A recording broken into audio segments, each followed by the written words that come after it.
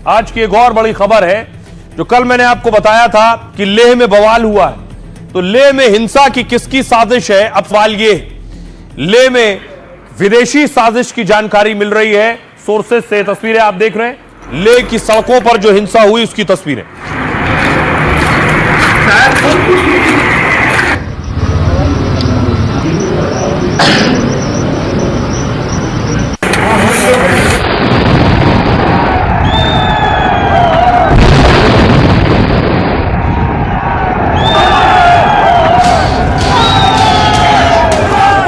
क्या लेह में नेपाल दोहराने की साजिश थी या फिर बांग्लादेश जैसे हालात पैदा करने की कोशिश थी? शायद हां। जांच एजेंसियों को इस बात के सबूत मिल रहे हैं।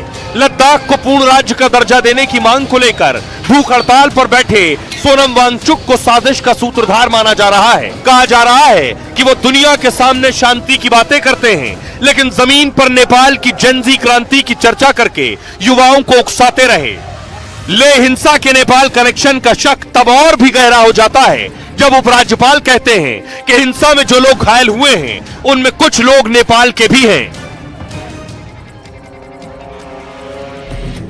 और आइए अब आपको बताऊं कि विदेशी कनेक्शन कैसे सामने आ रहा है। दरअसल सुरक्षा एजेंसियों ने 50 आरोपियों की गिरफ्तारी की है।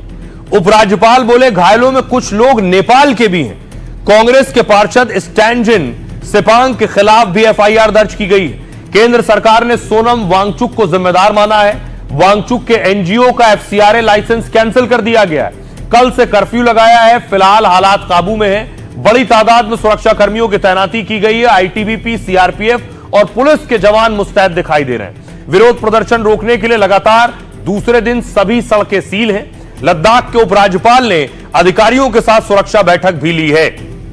लद्दाख के उपराज्यपाल एक्शन में है। अब आपको बताऊं, वांगचुक पर भी एक्शन हो रहा है क्योंकि वांगचुक इस पूरे सीन में केंद्र में रहे हैं। पर्यावरणविद सोनम वांगचुक की तरफ उठी है शक की सुई इस पूरी हिंसा में।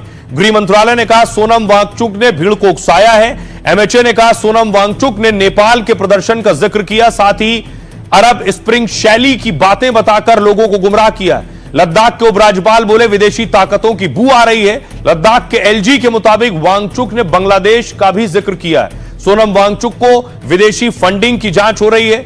एमएचए ने वांगचुक के एनजीओ का एफसीआरए लाइसेंस कैंसिल कर दिया है। सूत्रों के मुताबिक सीबीआई ने वांगचुक के एनजीओ की जांच की और वांगचुक के एनजीओ के खिलाफ जल्द ईडी की जांच शुरू कर सकती है। एनजीओ पर विदेशी चंदे की सही जानकारी नहीं देने का आरोप है।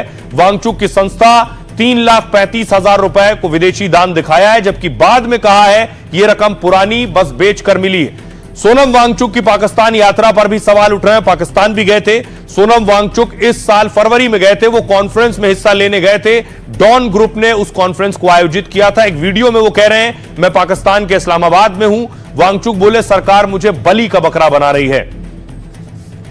तो अब इस मामले में बाकायदा जांच की जा रही है और जल्द ही तस्वीर सामने होगी। आइए अब लाइफ का फंडा।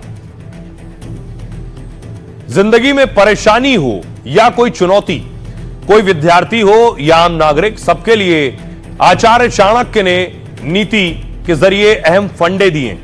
चाणक्य नीति का एक श्लोक है, नात्यंतम सरलेन भाव्यम गत्वा पश्यवन स्थलीम। मतलब मनुष्य को बहुत सरल नहीं होना चाहिए, क्योंकि जैसे जंगल में जो सीधे पेड़ होते हैं वो पहले काट दिए जाते हैं, जबकि टेढ़े मेढ़े पेड़ खड़े रहते हैं। इसी तरह बहुत सीधे और सरल लोग निशाना बनते हैं। उनकी सरलता को दुनिया मूर्खता समझ लेती है।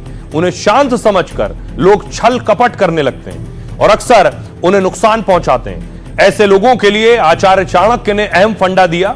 जिंदगी में लोगों को थोड़ा चतुर और थोड़ा चालाक भी होना चाहिए, ताकि वो बुरे लोगों के बीच भी सुरक्षित रह सकें और छल कपट का सामना कर सकें। तो जहां से जो अच्छा मिले उसे जिंदगी में अपनाइए। अपना और अपनों का बहुत बहुत ख्याल रखिए। रुक रहे हैं एक छोटे से ब्रेक के लिए।